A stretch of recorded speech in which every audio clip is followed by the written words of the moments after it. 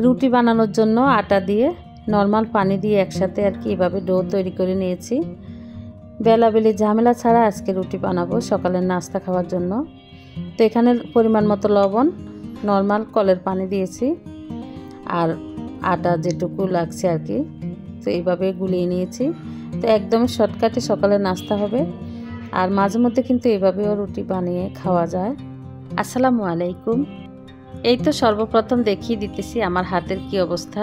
হাতের আঙ্গুলে ব্যথা পেয়েছি বলতে কাটা গিয়েছিল চাকু দিয়ে, তো সেটা না শুকিয়ে আর কি একটু ব্যথা হয়েছে বেশি, আঙ্গুল ফুলে গেছে। তো সব মিলাই খুব কষ্টে দিনগুলো কাটিয়ে নিতেছি। যাই হোক, তবুও আল্লাহর দরবারে শুকরিয়া, আলহামদুলিল্লাহ। তো আপনারা কে কেমন আছেন আশা করি কমেন্ট করে জানাবেন। আমি আল্লাহর রহমতে আপনাদের সবার দোয়ার বরকতে আছি। আল্লাহ পাক যেমন রাখছেন আলহামদুলিল্লাহ, সব কিছু মিলাই ভালোই আছি, আল্লাহ পাক যেমন রাখছেন। তো আজকে সকালে আর কি বেলাবেলি ঝামেলা ছাড়া এভাবে শর্টকাটে রুটি বানিয়ে সবাইকে দিলাম, আমি নিজেও খেলাম।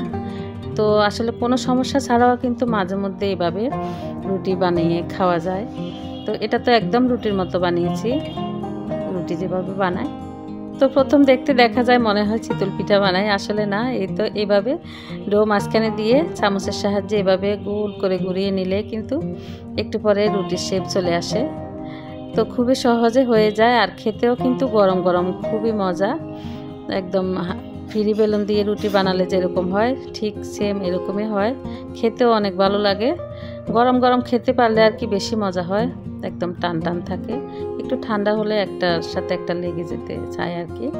তো আমি প্রথম আমার জন্য 2-3টা বানিয়ে নিয়েছি, যেহেতু গরম গরম খেতে বেশি ভালো লাগে আর আমার ওষুধও খেতে হবে, তো সেজন্য আমি একটু তাড়াতাড়ি খাবো আর কি সবার আগে।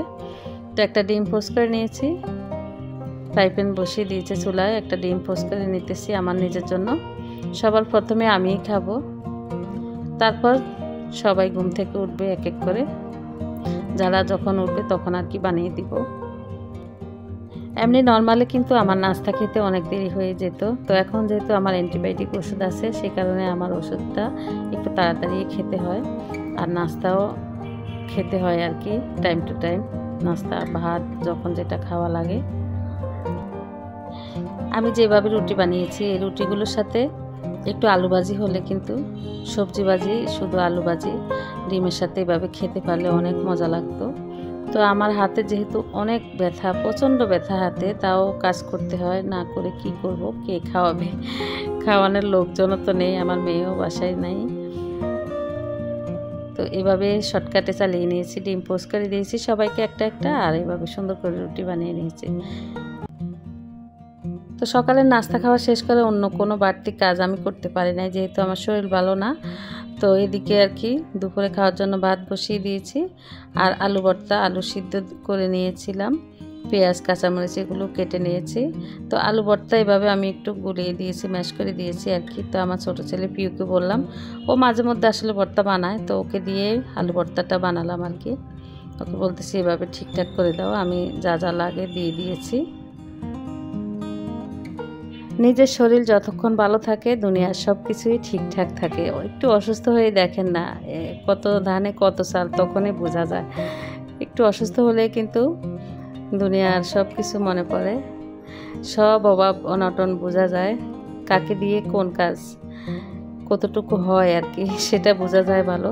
তো ভর্তা বানাইতেছি, লবণে দেই নাই, আমার ছেলে মুখে দিয়ে বলতেছে, মামুনি লবণে তো দিলা না।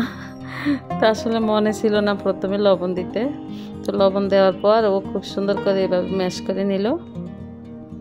তো ভর্তা মাখানোর পর খেয়ে দেখলাম লবণ ঠিকঠাক হয়েছে। এভাবে গরম গরম আলু ভর্তার সাথে পাতলা ডাল আর ভাত রান্না করছি, আর কি লাগে বলেন তো।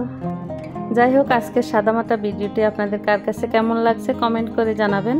আর বেশি অসুস্থ হলে চিন্তা না করে আমার মতো এভাবে শর্টকাটে সব কাজ চালিয়ে নেবেন। সবাই ভালো থাকবেন, আল্লাহ হাফেজ, আসসালামু আলাইকুম।